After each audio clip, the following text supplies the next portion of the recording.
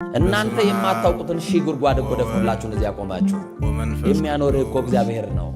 የክሱ ስውር እጅ የሱ ስውር በረከት በቤት ባይኖር ኖሮ እግዚአብሔር ትቶኛል ትላለህ፣ ግን አልተወህም።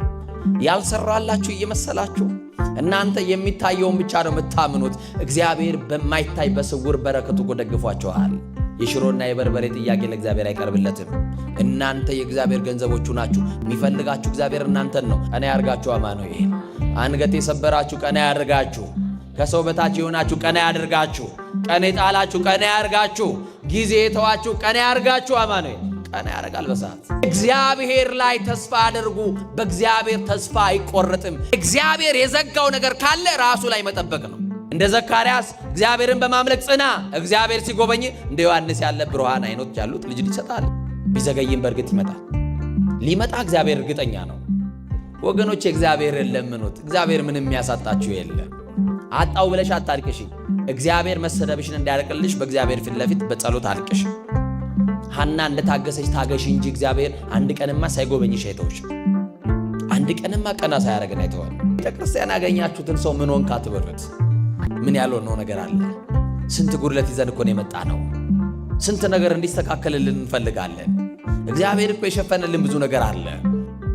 አንገት ሰብራችሁ አትቀሩም። ይመጣል፣ ቀና ያረጋችኋል። ጠብቁት። እየተሰደባችሁም ቢሆን በየትኛውም የኑሮ ሸለቆ ውስጥ ገብታችሁም ቢሆን አማኑኤልን ጠብቁት።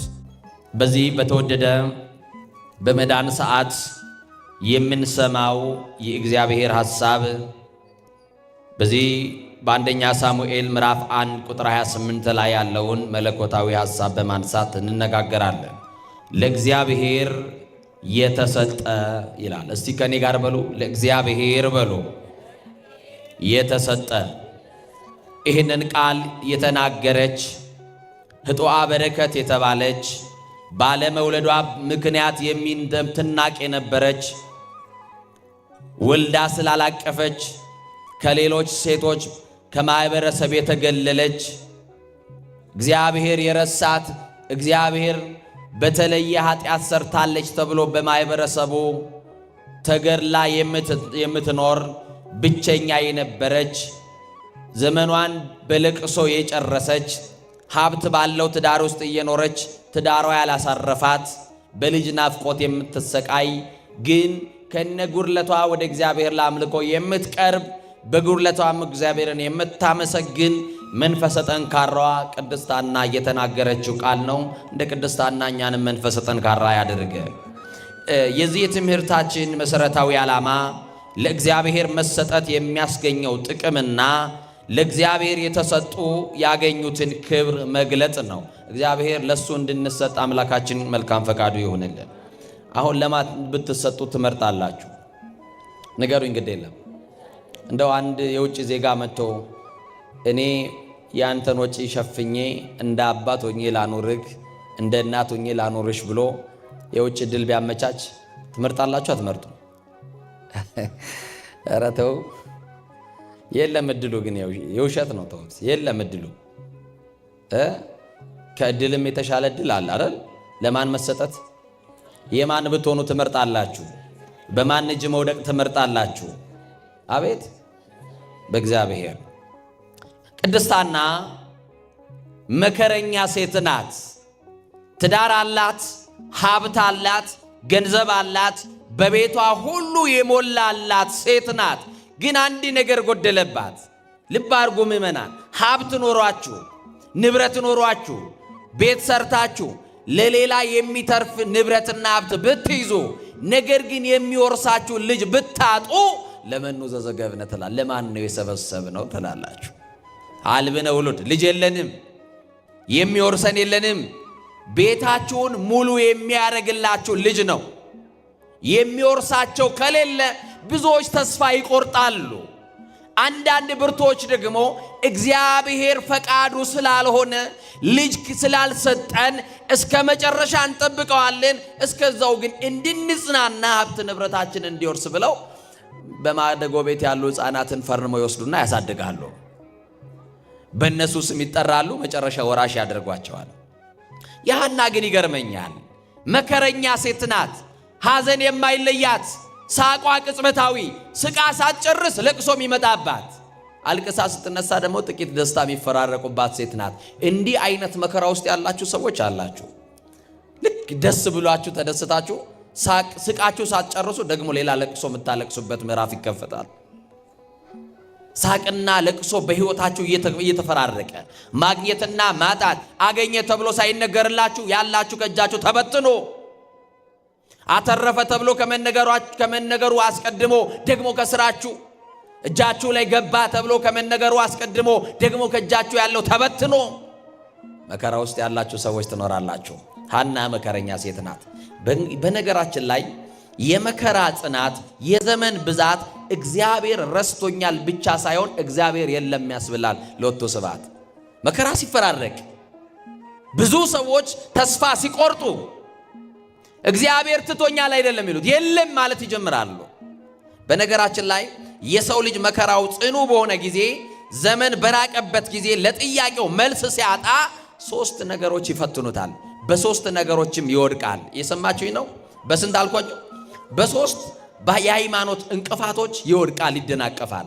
ምንድናቸው ካላችሁኝ፣ አንደኛው እግዚአብሔር ረስቶኛል ማለት ይጀምራል። ማን ረስቶኛል? እግዚአብሔር ይረሳናል ወገኖቼ? ንገሩኝ እንጂ እግዚአብሔር ረስቶኛል ይላሉ።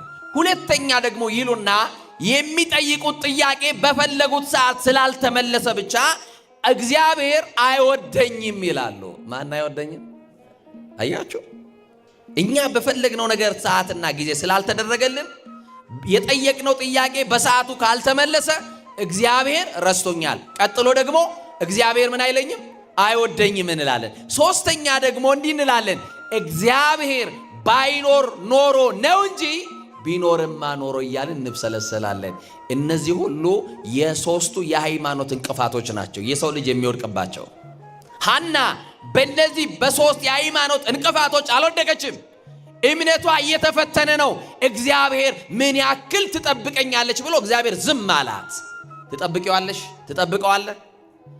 ትዳር አለ፣ ጋብቻ ኦፊሻል የሆነ ዓለም የሚያውቀው ብዙ ሰዎች ተጠርተው በሰርግ ላይ ታድመው ይውለዱ ይክበዱ ብለው መርቀው፣ ግን ልጅ ላይኖር ይችላል፣ ልጅ ላይኖርሽ ይችላል። እግዚአብሔር ግን ትጠብቂዋለሽ? ምን ያክል ልጅ ትጠብቀኛለሽ ብሎ እግዚአብሔር። አያችሁ፣ ሐና እግዚአብሔርን ትጠብቀዋለች። እግዚአብሔር በየትኛውም ጊዜና ሰዓት እንደሚሰራ ታውቃለች። ግን ሐናን ተስፋ የሚያስቆርጡ ጎረቤቱ ነበሩ። ሐናን ተስፋ የሚያስቆርጧት በዙሪያ የከበቧት ነው። የሰማችሁ ነው? በቃ አንቺ እግዚአብሔርን አሳዝነሽዋል፣ ለዚህ ነው ማጸንሽን የዘጋው ይሏታል። አንቺ በቅሎ ይሏታል። አንቺ ማትወልጂ ይሏታል። በብሉይ ኪዳን ሴቶች ካልወለዱ ሕጧ በረከት ይባላሉ። ርስት አያካፍሏቸውም፣ ወንዶቹ ይጠሏቸው ነበር። አያችሁ፣ ወደው እኮ አይደለም ሴቶቹ። ሴት ጠፍጥፋ እኮ ልጅ መስራት አትችልም። የባልና የሚስት ውጤት አይደለም ልጅ የሚያመጣው። በጎ ስጦታ ፍጹም በረከት ከሰማይ ብቻ ነው። ማን ሲከፍት፣ ማን ሲሰጥ፣ ማን ሲባርክ፣ ማን ሲፈቅድ? እግዚአብሔር። ሐና እግዚአብሔርን ትጠብቀዋለች። በቃ ጠብቁት በሕይወታችሁ። አሁን የዘገዩባችሁ ነገሮች ለጊዜው ስለማይጠቅማችሁ ሊሆን ይችላል። እናንተ በጠየቃችሁት ሰዓት እግዚአብሔር ያልመለሰው ልመናችሁን ሳይሰማ ቀርቶ አይደለም። እንደ ሐና ያለ መታገስ ካለ በቃ ሐና ሁሉ ጊዜ ጸሎቷ አንድ ነገር ነው። እየሰማችሁኝ ነው? እንደሚሰጣት ታውቃለች፣ እንደሚሰጣት ታምናለች። እግዚአብሔር እንደሚሰጣችሁ ታምናላችሁ። ግን የሚሰጣችሁ በእናንተ ሰዓት አይደለም። ግን የሚሰጣችሁ በእናንተ ጊዜ አይደለም። ግን የሚሰጣችሁ በእናንተ እቅድ አይደለም። ግን የሚሰጣችሁ በእናንተ ፕሮግራም አይደለም። የራሱ ቀን አለው። ቀን አለው በሉ እስቲ ሁላችሁ። እግዚአብሔር ቀን አለው አንተን ሊባርክ። እግዚአብሔር ቀን አለው አንቺን ቀና ሊያረግሽ። እግዚአብሔር ቀን አለው ቀን ሊያወጣልሽ። እግዚአብሔር ቀን አለው እንባሽን ሊያብስልሽ። እግዚአብሔር ቀን አለው የተዘጋው ሊከፍት። እግዚአብሔር ቀን አለው ከጨለማ ሊያወጣን፣ ከኑሮ በራ ውስጥ ሊታደገን። እግዚአብሔር ቀን አለው። ሐና የምትጠብቀው የእግዚአብሔርን ቀን እግዚአብሔር ላይ ጭምር ተስፋ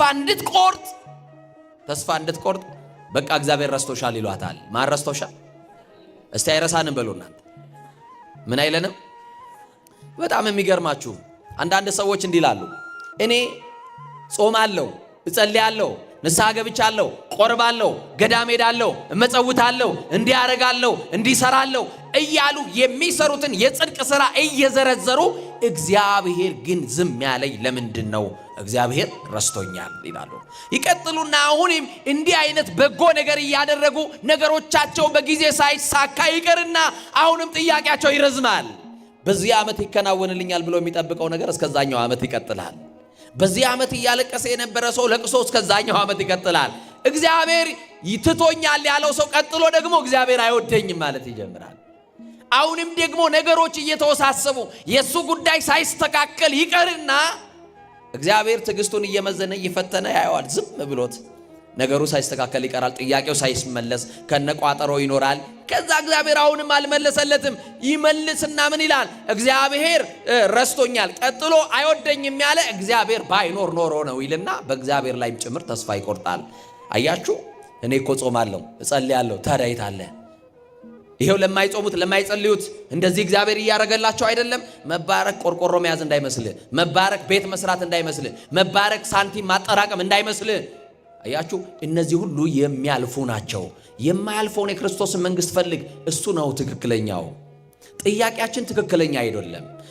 የስጋው ጥያቄ ቀድሞ የሚያልፈው። ለዚህ እኮ ነው የክብር ባለቤት ምንድን ነው ያለው? ጥያቄያችን ትክክል ስላልሆነ እናንተ የምትለምኑትን አታውቁም አለ። የሰማችሁ ነው? ምን የምትሉትን? አዎ፣ አንድ እናት መታ ልጄን ግራ አዝማችና ቀኝ አዝማች አድርግልኝ እንዳለችው ሲል አያችሁ፣ አንዱን በግራ አቁም አንዱን በቀኝ መኳንንት መሳፍንት አድርግ፣ ስልጣን ስጥልኝ። ይኸው ጥያቄያችን ከሽሮና ከበርበሬ ካልዘለለ በስተቀር አስቀድማችሁ መንግስቱና ጽድቁን ፈልጉን የተባል ነው። ምኑና ምኑን? መንግስቱና ጽድቁን፣ ወደ እግዚአብሔር መመለስ ይቅደም። አያችሁ፣ እናንተ ለእግዚአብሔር ገንዘቦች እስከሆናችሁ ድረስ ራሳችሁን ለእግዚአብሔር ስጡት። የዛ ጊዜ ለእግዚአብሔር የተሰጣችሁ ትሆናላችሁ። የሰማችሁኝ ነው? ለማን የተሰጣችሁ? ለእግዚአብሔር። ትንቢተ ኢሳይያስ ምዕራፍ 58 ቁጥር 3 ላይ እንደዚህ ብለው አሉ። ጥያቄያቸው እስራኤል ዘሥጋ ሲቆይባቸው እግዚአብሔር የዘገየ ሲመስላቸው እንዲህ አሉ፣ ስለምን ጾምን አሉ። እስቲ በሉ። አያችሁ፣ ስለምን ጾምን? እንዲሁ ነው፣ በከንቱ ነው የለፋ ነው፣ በከንቱ ነው የደከም ነው። ይሄውና አሕዛብ አይጾሙም፣ ይሄው አሕዛብ አምልኮ የላቸውም። ለነሱ ግን እግዚአብሔር ምድራዊ በረከት እያደረገላቸው ነው። ዝም ብለን በከንቱ ጾመናል። ስለምን ጾምን ካሉ በኋላ እንዲህ አሉ፣ አንተም አልተመለከትንም አሉ። አንተ አልተመለከትከንም፣ እየጾምን አላየኸንም አሉ። ወገኖቼ፣ እግዚአብሔርማ አይቶን እኮ ነው። እኛ ከማናውቀው እሱ ከሚያውቀው እኮ እያተረፈ ነው ዛሬ ያደረሰን። እናንተ የማታውቁትን ሺህ ጉድጓድ እኮ ደፍኖላችሁን እዚህ ያቆማችሁ። ያልሰራላችሁ እየመሰላችሁ እናንተ የሚታየውን ብቻ ነው የምታምኑት። እግዚአብሔር በማይታይ በስውር በረከቱ እኮ ደግፏችኋል። ደሞዝን የሚያኖርህ አሁን 30 ቀን የሚያደርስህ ደሞዝ አለህ ወይ? ልጆች አስተምረህ ቤት ኪራይ ከፍለህ የምትኖርበት እውነት ደሞዝህ ነው? እውነት በቅቶህ ነው? የሚያኖርህ እኮ እግዚአብሔር ነው። የእሱ ስውር እጅ የእሱ ስውር በረከት በቤትህ ባይኖር ኖሮ እግዚአብሔር ትቶኛል ትላለህ፣ ግን አልተወህም። የሚመግብህ እግዚአብሔር ነው። የሚጠብቅህ እግዚአብሔር ነው። የሚንከባከብህ እግዚአብሔር ነው። ድብቅ ጸሎትን የሚሰማልህ ማን ነው? ስሙ ብሩክ ይሁን፣ እግዚአብሔር ነው።